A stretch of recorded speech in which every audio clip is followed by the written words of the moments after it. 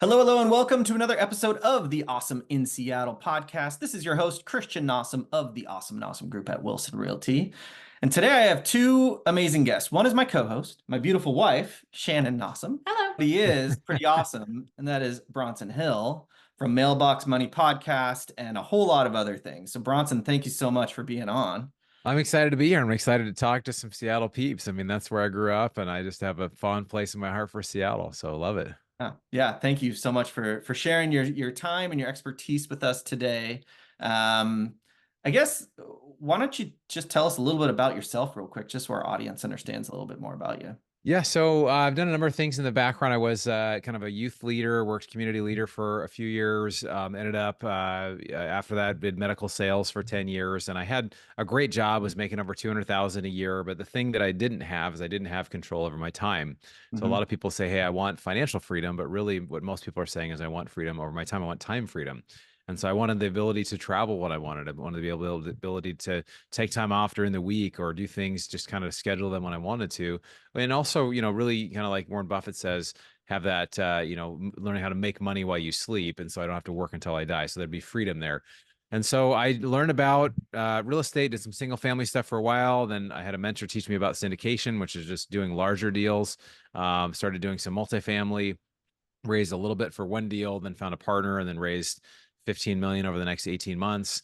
And then now it's been about 5, 6 years. We've raised about 40 million. I quit my great corporate job a few years ago, and I've been loving it. It's been great. It hasn't been perfect, hasn't been easy, but it's been wonderful to be doing what I'm passionate about. So Oh my gosh, amazing. I didn't know all of that. That's Yeah, fun to learn. yeah, What I yeah, did know is that you have a podcast called Mailbox Money. That's how we met you because we were on your podcast. And yeah. it's such a cool show. I want to know, you've interviewed a lot of people. Who's the most interesting person you've interviewed? I mean, other than us. And what did you learn from them? Well, that's a really hard one on the spot. Let's see. There's so many people that I've learned. I think one that I had recently that I really liked. There's a friend of mine. He's become a friend now. His name is Walker Dybel, and he wrote a book called Buy Then Build. And this has basically become probably the leading book in private equity about buying businesses. So as a lot of the boomers are aging, a lot of them have businesses, the smaller, mid-sized businesses, and they're trying to find a way. How do I stop working and still get paid? Do I sell the business? Do I give it away? Whatever. So this just talks about the process of buying businesses. And so we're working on buying businesses, but just a super interesting guy. And it's the interview is not out yet. Probably by the time this comes out, it'll be out. And I'm really excited for that one. So that was super interesting just to learn more about private equity and buying businesses. that's Wow. awesome. We've been starting to learn about that too. I'm definitely going to have to listen to that. Yeah, I Yeah, think there's going to be a huge opportunity there. Yeah. Even with financing those kind of purchases, because there's just so many boomers that are going to retire and need to sell their Yeah. business. So I'm gonna have Yeah. to listen. 100%. yeah. Let's talk about your relationship with real estate and kind of explain what kind of investing deals you've done in the past. So we've done a lot. So I started, like I mentioned, doing single family, kind of an accidental landlord of a house I had in another state. So thought single family's great. So I did more single family, and then I got to a place where I just felt like it's hard. It was harder for me to figure out how to scale because I ran out of money. So I was like, how do I do this? It really wasn't returning as much as I wanted. And these days, that's a challenge with real estate. It's not impossible, but it's definitely a challenge where to get something that cash flows. So we've done a lot of different things. I've done stuff passively. I've done stuff actively. We've done self storage. I've done, mobile home parks, ATM machines, car washes, oil and gas deals, venture deals. I actually lost a lot of money in an options trading strategy that's in my book. I lost $70,000 in one day. So it was a bad day. And that was about a third of my net worth. But over time, I think these are all things that you learn from, and you learn what you like and what you don't like. And so there's really, like, I've had over 2,500 interviews with high net worth millionaires. And one of the things that's come up is that really there's three things that are important to most people. It's either one or all of these, but it's getting cash flow. Cash flow in an investment allows you to leave a job. It allows you, like my book says, to fire yourself. And so you actually replace, your expenses. Once you get to where you replace all your expenses, you're financially free. That's the first level of financial freedom. And then the second one really is for appreciation. Maybe it's for people that are already wealthy or have a retirement account. The third one is tax strategy or tax benefits. So you can get to potentially, I reduce my taxable basis from 25% to about 1%. Just by making a couple moves. So I think, for me, all these investments have provided different things. Some have turned out phenomenally well. Some have been really, have not turned out well. But, in the middle of that, I've just learned a ton. And I feel like I'm getting better every day. Amazing. You mentioned your book, Fire Yourself. Can you tell us more about that book? Yeah, I'm glad you asked. I have a copy right here. Ah. It's become an Amazon bestseller, and so Oh, it's sold where books are sold. Particularly, Amazon's the best good place to get it. It's also on Audible, but basically, it's the subtitle is "How to Replace Your Working Income with Passive Income in 3 years or Less." And so, really, what it is having all these calls with individuals that are like, I want to get started in real estate, but I don't know how, or I have a rental house or two, but I just can't seem to scale it. Like, what do I need to do to get to that next level? And so that's where, getting outside of Wall Street. I used to be a registered investment advisor, which is known as an RIA. Well, I'm still an RIA. I'm just a recovering investment advisor. So I learned that, sometimes Wall Street, and most of the time Wall Street doesn't really treat people well. So this is a guide for people that are like, I know I should be doing this. What are the assets that are out there? I have a tool in there called the deal funnel of just how do you analyze any deal and any asset and be able to feel comfortable when you get in and just be able to really make good investment choices. So it was a lot of fun writing. Got a lot of great feedback about how that can help people to grow in their their investing. Wow, that's amazing. Scaling is such a hard thing, especially in real estate. Mhm. It's a challenge for almost Yeah. everyone.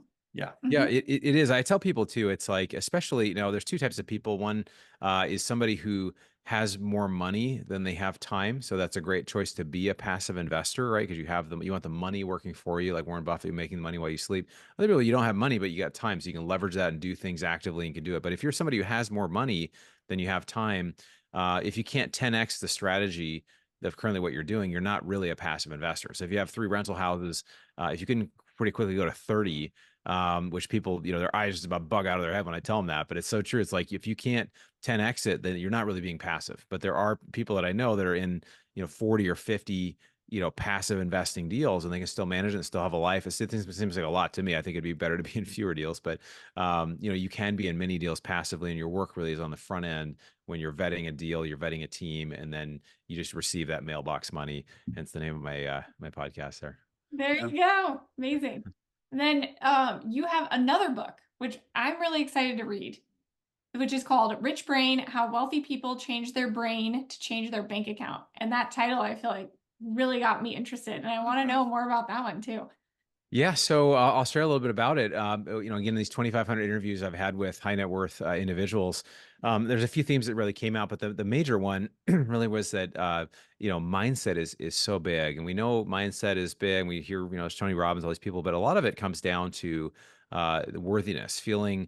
Brené Brown will say this, that the difference between people who receive and achieve amazing things and the people that do not, is the people that did felt worthy that they were able to receive it. So we've observed this, that the person who makes $100,000 a year will just continually find a way to make $100,000 a year. The person who makes $1 million a year will perpetually figure out a way somehow to make $1 million. And why is that? It's because there's an expectation and there's a feeling of worthiness that I'm worth this.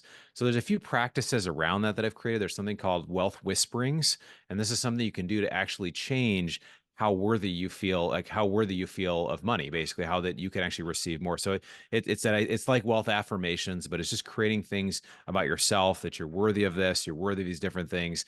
And so that's kind of one part of it. Another part, really, and these are what wealthy people do, or how they kind of manifest this. Another thing is really around the education. You look at billionaires like Warren Buffett, Mark Cuban, Oprah Winfrey. These people read often hours a day. And so you have to look at learning and reading in particular as a part-time job. This is a job that you do that you get paid for later. And there's all these ways it connects. So you read a book on a biography and something on business, and there's a connection there, and you can find a way to apply it to your life. So last year I read 98 books. It's a goal of mine to keep reading more books. The last one really is the idea of who you surround yourself with. So Jim Rohn had a quote that said, "You're the average of the 5 people that you spend the most time with." And you can look at that in almost every area of your life. So if you want to improve your spirituality, your net worth, your fitness, look at the habits of the people around you. You're probably a pretty good mix of those. If you want to be a great athlete, you've got to get around people that are very athletic. They eat better. You're going to find these things you're going to learn. Same with wealth. You've got to get to somebody who's worth 5 or 10 times what you're worth, and then learn from them. So those are kind of a few of the takeaways, and pretty excited to be able to launch that.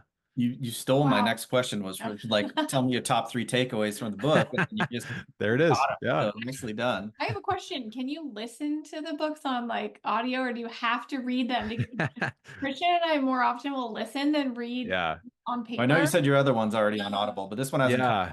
Yeah, well, that actually doesn't count if you listen to a book. No, I'm totally joking. I listen to most of the books that I do, and I think it totally counts. I actually like speeding it up a little bit so I can Yeah. listen to books faster. I do it when I run or when I drive. But I think I'm a pretty auditory listener. Some people sit and read and do more that way, but however you can get it in, I mean, it's amazing if you have a book. It took somebody. I mean, my book took hundreds of hours to write. A lot of people, some people take lots of research, thousands of hours to write a book, and if you can consume it in 3, 4, 5, 6, 8 hours, whatever, the return on your time is incredible, right? And so Yeah. podcasts are great. All the other things we do are great, but having a book, and that's why I like books so much, is they give you this kind of more broader perspective. We can kind of get stuck in the noise of news and podcasts and all the stuff happening today. But when you step back and you have books, you have more of the timeless principles that are there. So yeah, I absolutely think it makes sense. I do apps from the library for audiobooks. I do Audible. I do all the stuff, and then I read some books, physical books. But yeah, they're all good. Yeah. A new trick that I learned on accident, actually, I was on a flight. It was like a 6-hour flight. And I actually bought a book in the bookstore at the airport. Yeah. And then right when I was sitting in my seat, I was like, I wonder if this is also on Audible. And I went and looked, and it was one of the ones included. So I was like, sweet, I'm downloading this before we take off. Yeah. And I listened and looked at the book at the same time. Oh, And interesting. I learned so much more by doing them both at the same exact time. And I read 75% of the book in that 6-hour span. Yeah. Like, it's broken up with food delivery and all that stuff. Also, your brain works better on airplanes. Did you know that? I didn't know that. Why? Can you tell me what the science is? We were talking to some business owner, and they said that when you're when you're on a flight, you should do things that take a lot of brain power and a lot of effort and a lot of creativity, because that is your optimum time. Something about, I don't know if it's like the altitude air and into your brain. something else. So he's like, don't ever just watch a movie. You should be actively working on a flight. Yeah, I do that. I travel a lot. I traveled 6 times internationally. I went a couple months ago to the base camp of Everest and did India and stuff. So some of these long flights, one way I'll kind of bribe myself, or I'll kind of put in the time. I'll say, hey, I need to get this amount of work done, or this writing done, or this amount. And I do some of my best work on a plane. I don't know if it's the sound, or you're kind of like, you don't have the distractions. That now you can get international. It's a little hard for texting unless you pay for it. But it's nice to be able to shut it down and just to be able to be like, you're in that zone. And when you get off that plane, so sometimes I'll say I'll work for, if let's say it's an 8-hour flight, if I can work for 3 or 4 hours, whatever, and then watch a movie, or I kind of do something first and then do that. It's kind of a neat way to be able to make it work. Reward. Yeah, exactly. Yeah. You always got to bribe yourself with stuff like that, especially on a flight. What advice would you give to listeners who want to change their financial situation, but are overwhelmed and just unsure where to start? Yeah, so I think, the biggest thing, I think there's really a couple of those habits from Rich Brain. I think the couple that have changed my life, they've all changed my life. But I think the two, if you just are like, I just want to get started today, I don't know what to do. You start going to real estate meetups, start going to places where people meet. I think a local meetup, most mid or large cities in the US have a meetup people can go to. I know there's some great ones in Seattle. I know you're a part of one as well. So you're part of real estate at work. Shout out. Yeah, Shannon, that's it. Yeah, shout out. I know there's others in Seattle as well. So I think going to meetups are great, because I think that when you're around it, it can feel awkward. Now, I'm an extrovert, so I can still feel awkward, and I actually lead a meetup, but I still feel awkward sometimes at meetups, because it's kind of, you go around and you hand up, what do you do? What do you say? And I don't know. I kind of feel like a faker, and I'm not one of the. But what you can do is you realize everybody is there because they want to collaborate, they want to chat. And just by going around, really good networking is not going around and handing out business cards and shaking hands. Good networking is, while I'm talking to someone, I'm thinking, who can I introduce this person to? How can I help them? Is there a book? Is there a resource? Is there a recommend? And if you become known as somebody who's a connector who can do that, people want to find a way to help you and pay you back. And so whether somebody's young or old, they have lots of experience or no experience, if you just show up, you're curious, you ask good questions, people want to share their stories. I'm amazed that, the real estate community is so collaborative. And we just actually experienced that recently. I got introduced to you guys through Leica, and then I introduced you to a friend in Seattle as well. And so it's just kind of fun to see, and here I'm on your show. So it's just amazing how that can kind of go, where, if we help each other, there's not a scarcity mindset that it's like, oh my gosh, there's only so many deals. It's like, we can actually do deals together. There could be more deals out there. And so the only competition is that the pie actually can get bigger. It's not that there's a limited amount of wealth. Yeah, I totally 100%. agree. Any last minute questions, Shannon? Is there anything else that you haven't shared about your book that you want to make sure that you that we can glean from you? Because we're all ears. Like, so this is an Yeah. amazing topic, and I want to learn Yeah. everything about it. Yeah. So from Rich Brain, yeah. So I think that one thing that was really surprising to me when I started to research this and have conversations with people is that there's a belief that people are either born with money or they're not, right? They're either, and I meet a lot of people like, oh, they feel like it's so rare. But Fidelity Investments did a study in 2019, and they found that 86% of millionaires are self-made. So it means that it's actually the norm. People are not silver spoon in their mouth kind of thing. It's actually a small percentage that actually inherited the money. So that's actually really encouraging. And I think a lot of people, again, this idea of the 1% and the stereotype that people either have or have nots, that these are learnable skills. And literally somebody I watched my net worth within 4 years go up 20x, to be a seven-figure and multiple seven-figure person. So, it's something, if I can do it, anybody can do it. Now, obviously we all have our different gifts, but if we commit to that process of learning and networking, I mean, those things have changed my life. I've learned skills, I've learned things from the books and the trainings, different things I did. And then, this one kind of connection I made, and I really kind of approached it with a service mindset. It led to me going from raising $100,000 for a deal to raising 15 million over the next 18 months. So that was like a rocket ship for my career and what I'm doing as well. So I think that really having the mindset that's, hey, I have a growth mindset, I can learn, I can grow, it's absolutely doable. If anybody's discouraged, it just means you need to keep that same end goal, but you just change your approach. You just try different things, and as you do that, you'll find a way to get there. It's so true. Yeah. Mindset is a lot of success. If you have that negative mindset, if you have that scarcity mindset, it is so true how it will keep you down and you will not spot the opportunities that are out there because they are out there.